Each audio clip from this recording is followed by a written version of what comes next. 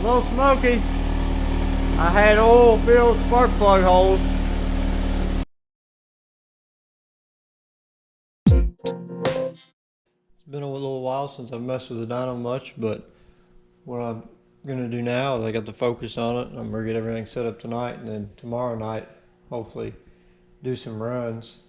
And what I'd like to get around to doing is doing a full power run before I change the fuel filter and then after, because I think I've got a little bit of loss of power going on. But what I got going here is I've got a Innovate LC2 wideband sensor deal that I bought mainly for tuning factory computer stuff, so I'd have air fuel ratio. But I put that there in the manifold and ran the cable along here. It's nice and long, at least it'll reach for front wheel drive stuff. And I got the little Innovate controller going into a input to YourDyno.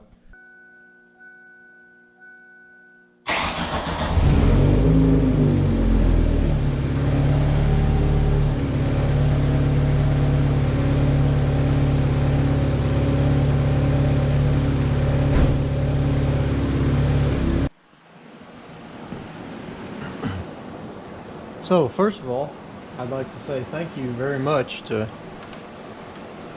my friends Chris and Melissa for giving me this nice TV for the dyno.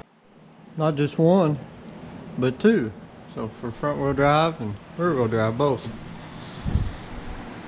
A lot better than the little monitor. But anyways, it took me a little bit to set up again. And I was trying to get the gear ratio right and calibrated the load cell again lightly. But my goal today is to see if changing the fuel filter makes my missing power appear. So I was gonna film this and then I forgot. Not much to see though. Changing the fuel filter.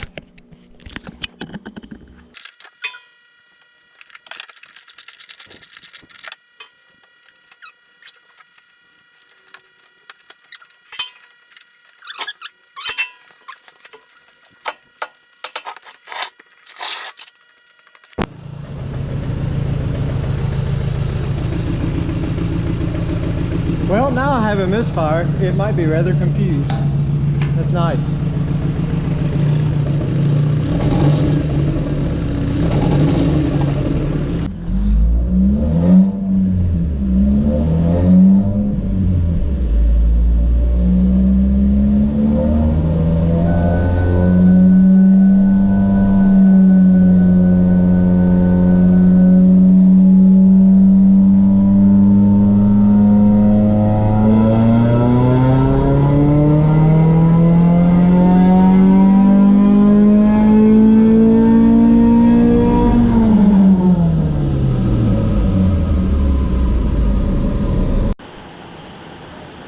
So I enabled correction for rolling resistance versus speed from measured retardation data.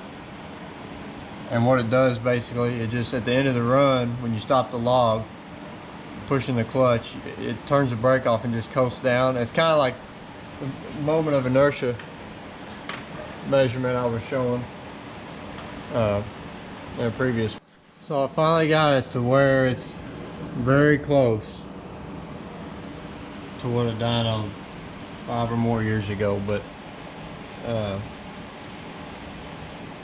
I know you can't, it's not apples for apples, dyno to dyno, but this has helped me learn about the dyno settings a whole lot. But what it amounted to is that the frictional and internal dyno losses you can measure after a run for each car, and that made the biggest difference. And then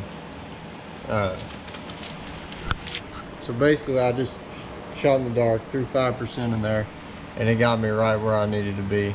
And like I say, no, this is not a video to show you step by step how to set all this up. I mean, you got to play with some stuff. But what I plan to do to continue verifying that I'm starting to understand it is I've also got a dyno sheet on my truck, which is not from but a few years ago, and I'll run it once I got some computer swapping to do so I can lock it in third gear. But once I run that, compare it to the graph, you know, the more I do, the more I'll get familiar with it. But I'm very happy.